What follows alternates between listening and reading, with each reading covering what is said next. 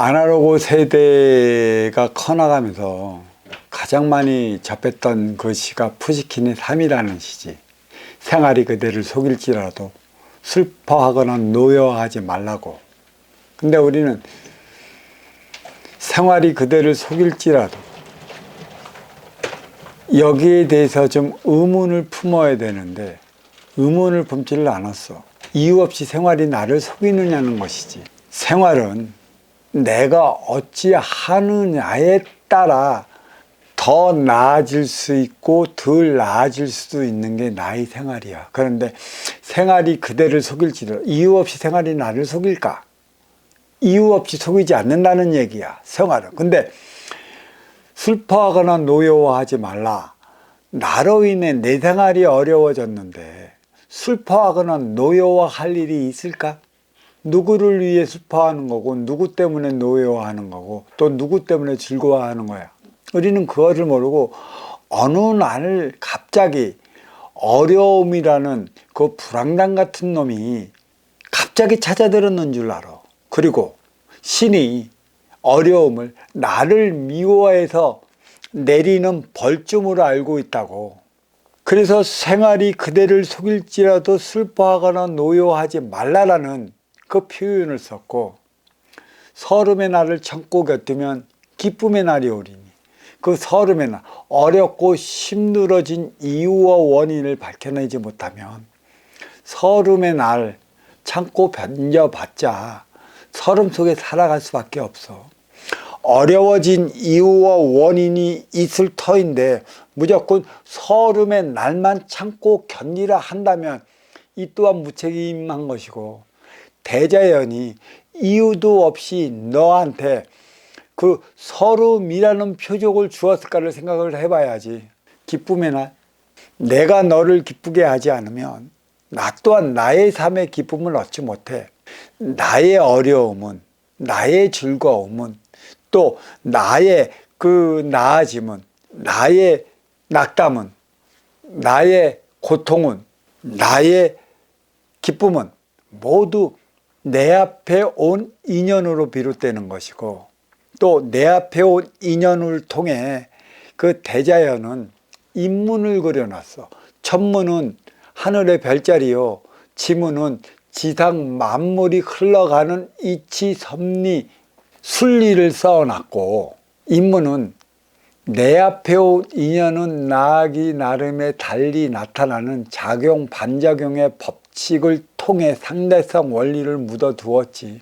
그래서 인생 방정식이 적용되는 거야.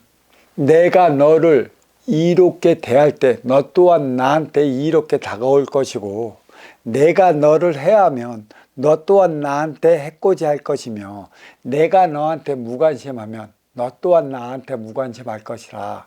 나아기 나름의 달리 나타나는 거야. 근데 여기서는 우리는 다시 한번 찾아봐야 할 것은, 우리의 만남은 또 인연은 아쉬운 자와 이로운 자를 통해 맺어지는다는 사실을 안다면, 아쉬운 자는 이로운 자를 찾아가게 되어 있고, 이로운 자는 아쉬워 찾아오는 자를 만나게 되어 있어.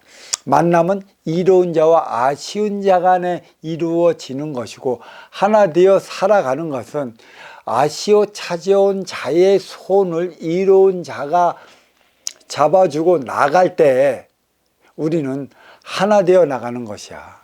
하나 된다는 것은 사랑을 통해 행복을 영위한다는 것이고, 행복은 삶의 궁극이라 유권자를 위한 육생량에 하나 되어 나가는 정신량을 부과시켜 나가지 못하면 결코 영위할 수 없는 차원이라는 사실이지. 사랑과 행복을 위해 내리치는 채찍, 그게 바로 표적이지.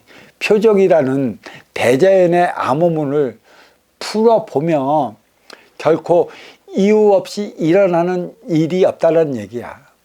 잘 되는 일도 내 앞에 온 너를 통해 있는 것이고, 잘못되는 일도 내 앞에 너를 통해 비롯되는 것이며, 즐거운 일도 내 앞에 온 너를 통해 비롯되는 것이듯 슬픈 일도 내 앞에 온 너를 통해 비롯되는 것이야. 내 앞에 온 너 어떻게 할 것인가?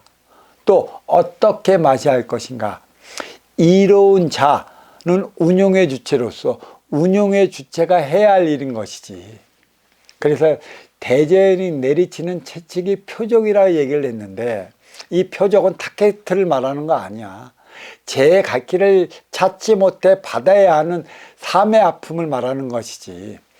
그러니까 표적은 일련의 과정을 통하다 보면 조짐이라 할 수 있어. 징조라 할 수도 있고, 징후라 할 수도 있고, 전조라 할 수 있지. 그러니까 작은 것을 통해 큰 일이 벌어지잖아. 씨앗을 통해 우리는 그 가을에 들어 수확을 하듯 그 씨앗이 발아될 때 일어나는 그 징조, 그리고 조짐, 징후, 전조의 차원을 안다면 우리는 무엇으로 인해 어떠한 징조가 벌어졌고 어떠한 표적을 받느냐의 차원을 알 수가 있는데, 우리는 생활하면서 살아가는 과정에 있어 이렇게 조짐, 징조, 징후, 전조가 일어나는 것을 무심코 지나 버린다거나 아예 생각조차 안 해버리는 경우가 허다해. 죄를 지으면 벌을 받는다는 말을 하고 있지만 정작 벌 받는 이들이 누구일까? 의혹을 한번 풀어보려. 벌은 누가 받을까? 아쉬운 자가 받을까? 이로운 자가 받을까? 대체적으로 아쉬워서 찾아가는 자는 아쉬운 자야. 아쉬움을 채우고자. 그래서 이롭고 덕된 행위는 아쉬운 자가 할 수가 없어. 이로워 맞이하는 자가 이롭고 덕된 행위고 바른 행위를 할 때만이 아쉬운 자의 아쉬움을 채울 수 있는 것이지. 정작 아쉬워 찾아갔는데 이로운 자가 아쉬움을 채워주지 못하면 아쉬움을 채우지 못한 만큼 아쉬운 자의 삶은 어찌 될까? 어렵고 힘들고 고통스러워질 거야. 누구를 통해? 이로운 자가 이로운 행위를 다하지 못해 받는 표적인 것이지. 이 표적은 끝내 인간이 내려놓은 그 죄와 벌의 관념에 의해 어렵고 힘든 자들이 벌을 받게 되어 있고, 어렵고 힘든 자들이 징역을 살게 되어 있어. 찾아가서 이로운 자들이 이로운 행위를 다한다면 아쉬워 찾아가는 자들이 이로운 자들에게 해코지를 할까? 해코지라는 것은 당장 없어서 필요한 물건을 가져가는 거야. 이걸 도둑질이라고 할 수가 있고, 이거를 사기라 할 수도 있고, 강도 짓이라 할 수도 있는데, 이러한 짓을 유발하게 만드는 이가 누구냐는 것이지. 이러한 죄를 짓게 만드는 이들이 누구냐는 것이며, 이를 통해 벌을 받게 만드는 이들이 누구냐는 것이야. 죄와 벌을 우리는 바르게 분별할 줄 알아야 돼. 아쉬운 자와 이로운 자가 만나는 관계에 있어 아쉬운 자는 이로운 자가 아쉬움을 채워주지 못하면 아쉬움을 채우고자 버릴 수밖에 없는 게 죄라는 것이지. 어떤 이들은 정직하게 살아라, 착하게 살아라, 바르게 행해라고 말을 하지만 어려운 자들이 착하게 살면 더더욱 어려워져. 그리고 어려운 자들이 바르게 살 수 있을까? 어려운 자들은 바르게 살 수 없고, 어려운 자들은 이롭게 살 수 없고, 어려운 자들은 덕되게 살 수 없어. 가진 자들이, 있는 자들이, 누리는 자들이 이롭고 바르고 덕된 행위를 하지 못하면 어려운 자들은 죄를 지을 수밖에 없고 벌을 지을 수밖에 없어. 그로 인해 징역살이를 할 수밖에 없어. 받아온 육생의 기본금은 사주야. 이 사주의 질량은 저승의 위계지. 저승의 위계를 이승으로 가져와서 이 이승에서 때가 되면 오르는 자리가 육생의 기본의 자리라는 사실을 인지해야 돼. 즉, 저승의 위계가 이승에 투영되고 이승의 공적이 저승에 반영되는 바라 분명히 저마다 행의 공적이 다르고 공적이 다른 만큼 위계의 질서가 달라. 위계의 질서가 다른 만큼의 육생의 기본금 사주를 가져오는 질량도 달라. 그로 인해 우리는 아쉬운 자와 이로운 자, 운용 주체와 활동 주체, 더 가진 자와 덜 가진 자, 더 높은 자와 더 얕이 있는 자 간의 만남이 이루어져.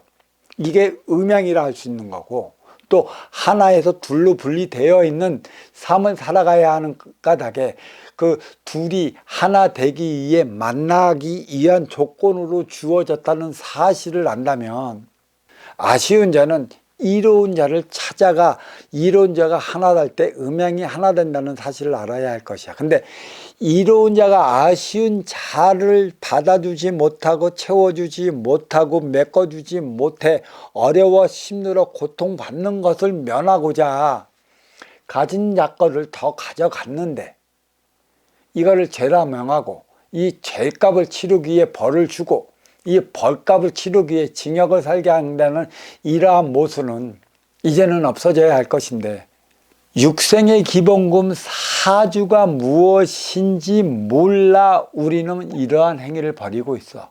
결국 이 제어별을 논하는 것도 해가 지는 가지권 서양의 것을 가지고 들어와 해 뜨는 동양의 그 법으로 사용하고 있으니 모순을 낳을 수밖에 없고, 그 육생량이 최고조에 달은 업그레이드 시대에 들어 쏠림이 심화될 수밖에 없는 것이야.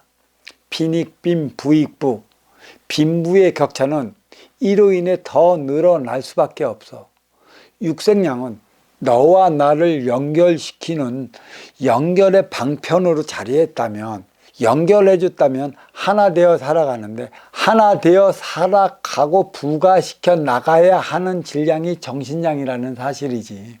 업그레이드 시대는 정확히 육생 물질 문명의 최고조로 이뤘어.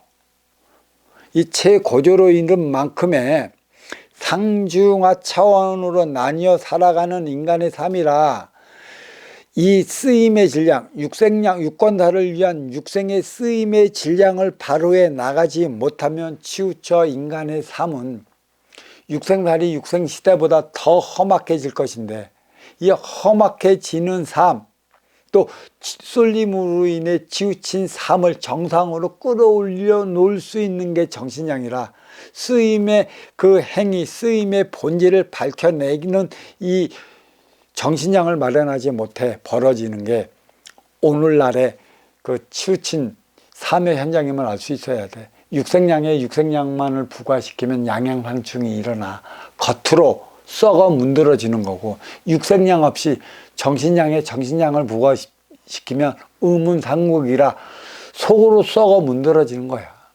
음과 양이 하나 된다면 육생량은 양의 기운이요, 정신량은 음의 기운이라, 음과 양이 하나 되어 만날 때 우리는 치우친 쏠림을 정상으로 끌어올리는 것이지, 정상으로 끌어올리는 법안을 정이라 얘기하는 것이고, 이 정이라는 것은 어느 쪽으로도 치우치지 말아야 하는 게 있어. 그래서 어느 쪽으로도 치우치지 말아야 하는 삶을 살아가야 하는 게 인간이야.